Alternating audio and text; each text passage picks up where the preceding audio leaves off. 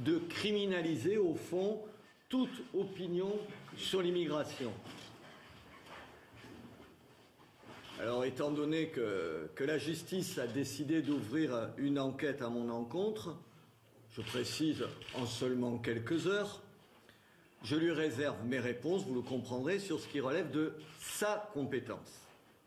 Mais je vous le redis, il n'y a aucun fichier, aucune fiche informatique ou manuscrite en mairie de Béziers.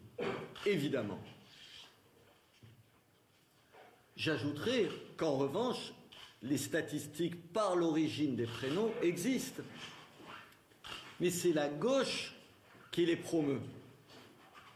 Certains s'émeuvent que l'on puisse regarder les prénoms des individus pour en déduire les origines. Je vous rappelle que c'est ce que fait l'Observatoire des discriminations qui le revendique haut et fort. Un observatoire qui n'a guère travaillé d'ailleurs encore avec le Conseil général socialiste de l'Essonne. Quand le journal Libération consacre un article sur le faible nombre de diversité d'immigrés en clair à des postes de responsabilité, comment le fait-il et comment il le revendique, le journal Libération? Tout simplement en se basant sur les prénoms et en s'appuyant sur l'Observatoire des discriminations. Mais là, je ne vois personne, aucun homme politique montrer du doigt Libération et s'en inquiéter. De même, je voudrais poser une question. Comment font les maires de gauche qui servent aux enfants des cantines des repas sans porc pour savoir qui en mange et qui n'en mange pas? Ils comptent qui, comment ils s'y prennent? En un mot, la gauche, elle n'a pas de leçon à nous donner et à me donner.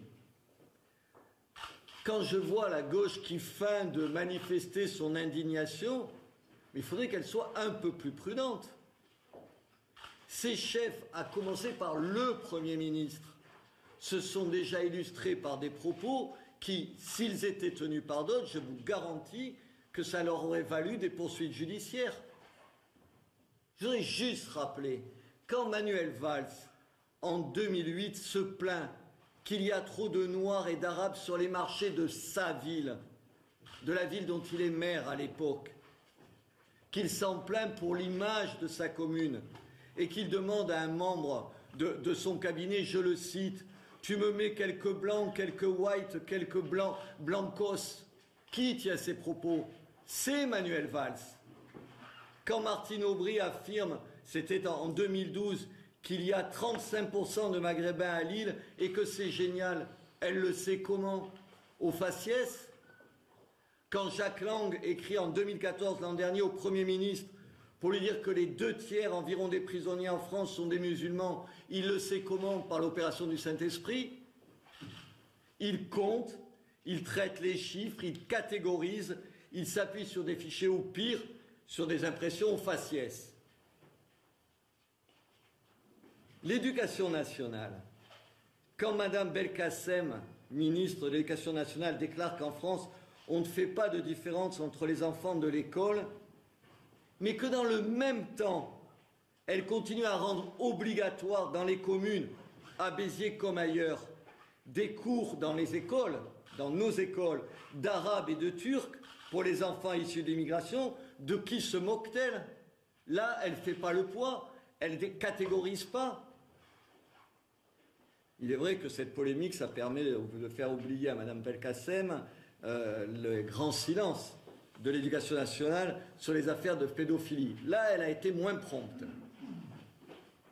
Le problème, c'est qu'on a une classe politique qui a peur du réel. Et au fond, cette polémique, elle a au moins ce mérite, celui de relancer le débat sur les statistiques. En France, il est interdit de compter le nombre d'enfants musulmans dans les écoles.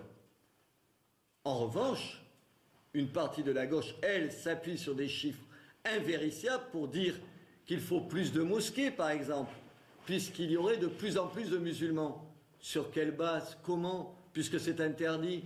Pourquoi il faudrait 2000 mosquées? Parce qu'il y a de plus en plus de musulmans. On l'a fait comment? On l'a relevé comment?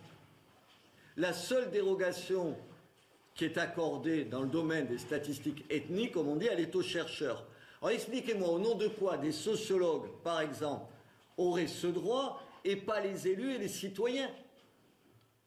Au nom de quoi? Alors qu'on a besoin d'avoir ces statistiques. Je vous rappelle qu'une partie d'ailleurs de la gauche réclame ces statistiques religieuses ou ethniques. Je citerai un seul exemple, la sénatrice Esther Benassa. Elle souhaite, elle, la légalisation de ces statistiques. C'est vrai que c'est dans le but, elle le dit d'ailleurs elle-même, de donner encore plus de droits aux immigrés. Sérieusement, comment on peut parler de République quand il est interdit de connaître les faits? Parce que le problème, le fond du problème, il est là et il est essentiel. Peut-on se considérer en démocratie quand on n'a pas les informations qui permettent de prendre des décisions politiques et de faire des choix politiques? Je vous rappelle d'ailleurs qu'il y a des pays démocratiques, dirigés par la gauche d'ailleurs, je pense aux États-Unis ou au Brésil, où elles sont autorisées. Je n'ai jamais entendu la gauche s'en plaindre, hurler. Et à juste titre. Oui, il s'agit de mettre fin à l'hypocrisie. Et oui, il s'agit de parler de l'immigration librement. Je conclurai. Personne n'affichera jamais les enfants à Béziers. Mais je vous rappelle que personne en France ne serait capable, à 100 000 personnes près, de dire le nombre de musulmans dans ce pays, et même d'ailleurs le nombre d'immigrés. Personne ne peut dire à 1 million près combien d'immigrés ont traversé la Méditerranée depuis 5 ans. Au fond, ce qui gêne la gauche, ce n'est pas les statistiques, faux problème, c'est ce qu'elles révèlent de la situation. C'est vrai qu'il y a une autre statistique là que tout le monde connaît. Là, ça ne pose pas de problème. C'est celle des instituts de sondage. Quand ils disent qu'à près de 90%, les musulmans ne votent ni pour l'UMP, ni pour l'UDI, ni pour le Front National, mais pour la gauche. Je crains que cette statistique-là explique bien des choses, bien des choix politiques. Elle montre également qu'il y a un vote ethno-religieux et qu'il profite à la gauche. En conclusion, je voudrais vous dire,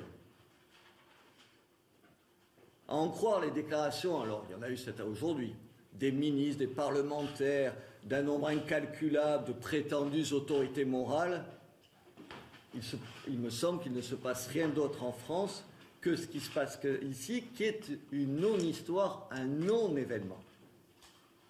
Je le redis, Madame Belkacem n'a pas de problème de pédophilie et de réforme de l'enseignement, et elle n'a rien qu'à s'occuper de ce qui s'est dit hier à la télévision.